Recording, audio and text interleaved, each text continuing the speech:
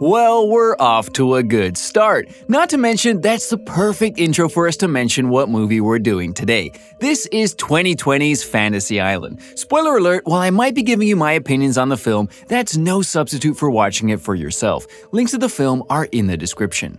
On the other end of the phone, a man tells her that he already knows where she is, and when he mentions her name, she realizes that it's the manager of the island. As the armed men come in, they take her away, and we flash ahead. We see Julia walking on the beach, and she's excited to see a plane approaching the island. As she runs for the hotel, she tells Mr. Roarke that the plane has arrived.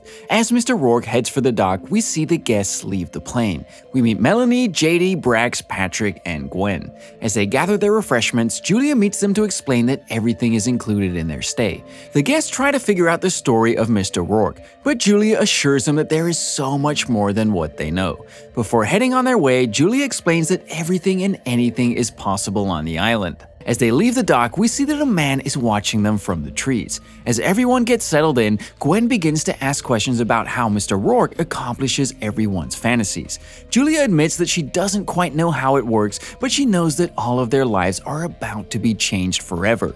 As Gwen gets changed, she is startled when she finds a man in her reflection, but when she turns around, there is no one there. Apparently, that was only an elementary scare because she heads to the bar where everyone else is waiting to meet Mr. Roarke. Scary waterman caught you in your bathroom? It's okay. Go drink some rum with strangers on this private island. You'll forget all about it. After Melanie makes it very clear that she wants Patrick to come back to her bungalow for the night, the guests try to figure out how their fantasies are going to be brought to life. After throwing out the ideas of virtual reality and LARPing, Mr. Roarke makes himself known. He mentions that they have to play out their fantasies to their conclusion, and he warns that fantasies rarely play out how people imagine them to.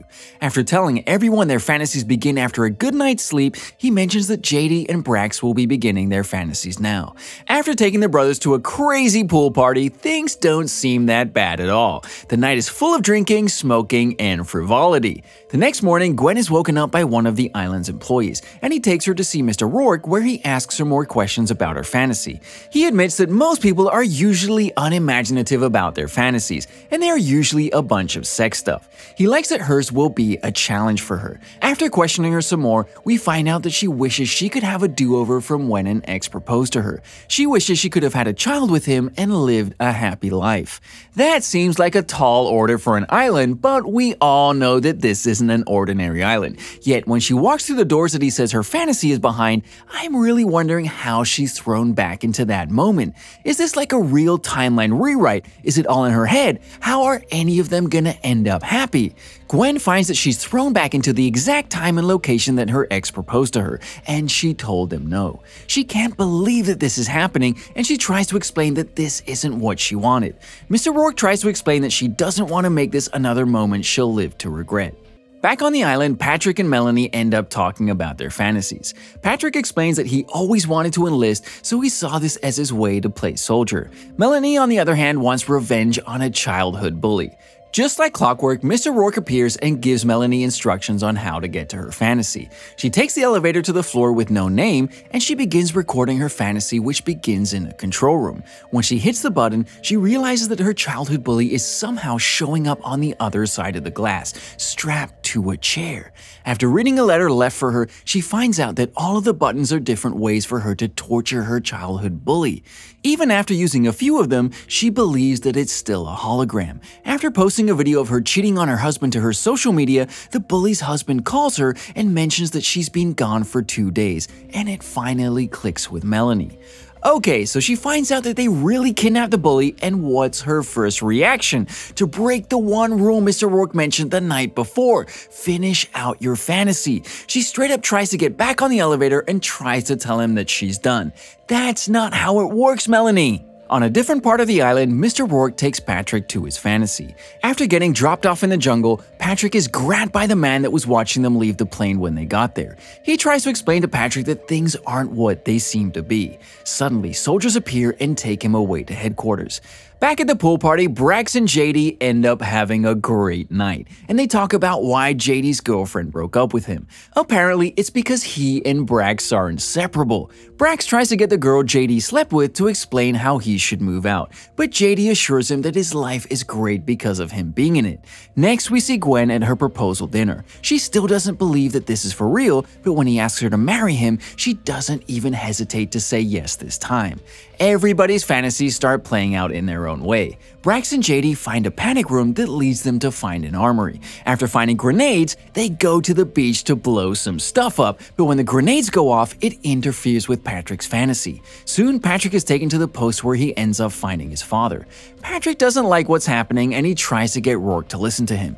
Before he can really do anything, they are attacked and he passes out after getting shot in the arm. I'm not really sure how Patrick really thought his fantasy was gonna play out. When you play soldier, eventually someone is gonna shoot at you. While throwing him in his dead father's unit is a little messed up, what did you really expect? Back in Melanie's fantasy, someone comes into the torture chamber with a tray of torture devices. After she realizes that he's there to play out her fantasies, she tries to figure out ways to stop him, but the only way that works is killing him by electrocution. After he dies, Melanie breaks the glass that separates them and she lets her bully free. After lying and saying that she was kidnapped too, the two women head out a back door that takes them to the island.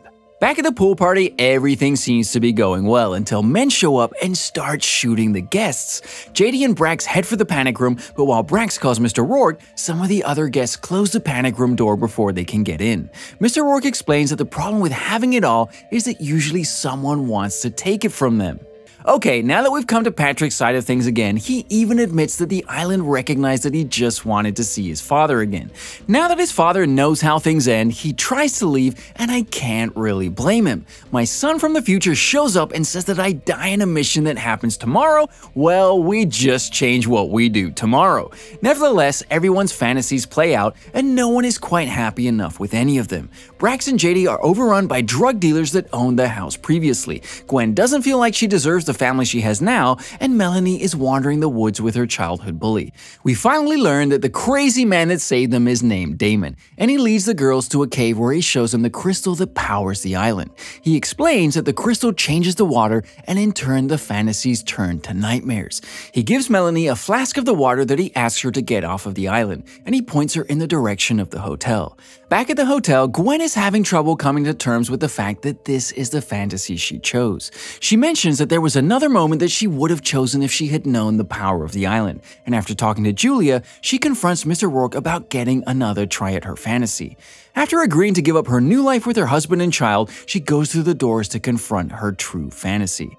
Let me just say that Gwen is that all-time good character. Even when given the chance to have everything she wants, she decides to do what she can to save another. Granted, it helps clear her conscience, but that's beside the point. But when she goes back, she catches something she hadn't realized before.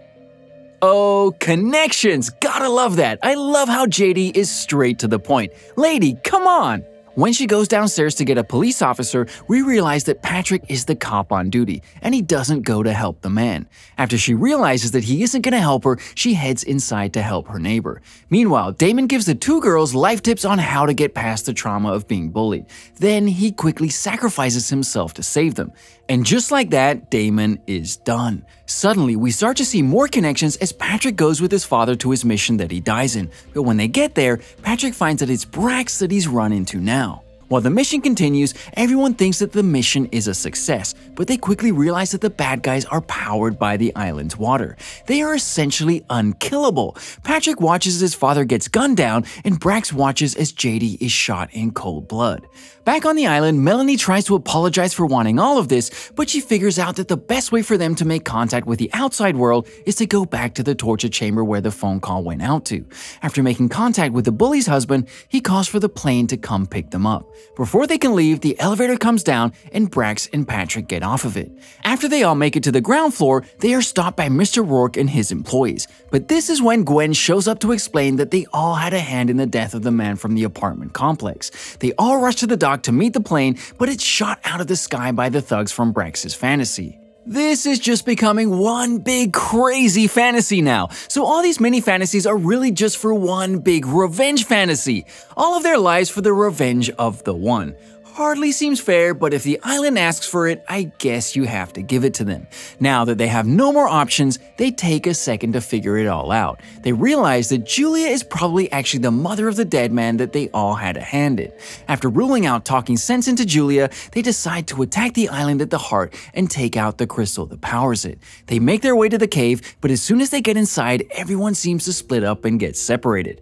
This is definitely a trope that I didn't miss seeing. Common sense says to stick together, and characters actually say that they should, but two of them disappear quickly. Then when Patrick says he'll go to look for them, he goes the complete opposite direction of where he knows Gwen disappeared to. It's like they're asking for trouble. Now that they're all done with their personal fantasies, each of them face their personal nightmares in the cave. Gwen even comes face to face with the man that burned. His name is Nick, and when she tries to reason with him, she calls out to Julia to explain that none of this will change anything. Nick asks her who Julia is though. Oh snap! I can legitimately say that they gave me the runaround on this one. Finally, Melanie brings the last survivors together to explain how she loved Nick, and she was waiting for their date the night that the fire happened. After explaining her reasons for wanting them all dead, they overpower her and make their way to the crystal in the spring. Once there, they run into Mr. Roarke, who explains that Julia is actually his wife, but she dies over and over just how she did when she was alive. He has to fulfill fantasies to keep bringing her back. He leaves Melanie to finish her fantasy when he runs into Julia, who is dying again.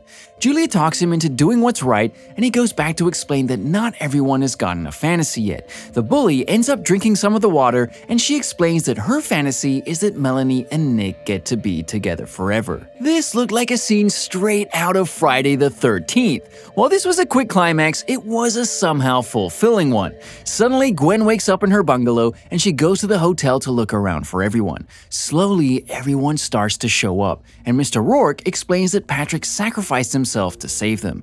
Everyone makes it to the plane, but Brack still technically has a fantasy since he lived out JD's. He agrees to stay on the island so JD can come back and live a life back out in the world. With that, we say goodbye to Fantasy Island. It's not one of Blumhouse's best horror movies, and it's quite predictable at times. All in all, it's just a good old-fashioned entertaining horror movie. It's what it advertises itself as and nothing more. With a great cast and a cool little plot twist, it's worth a shot.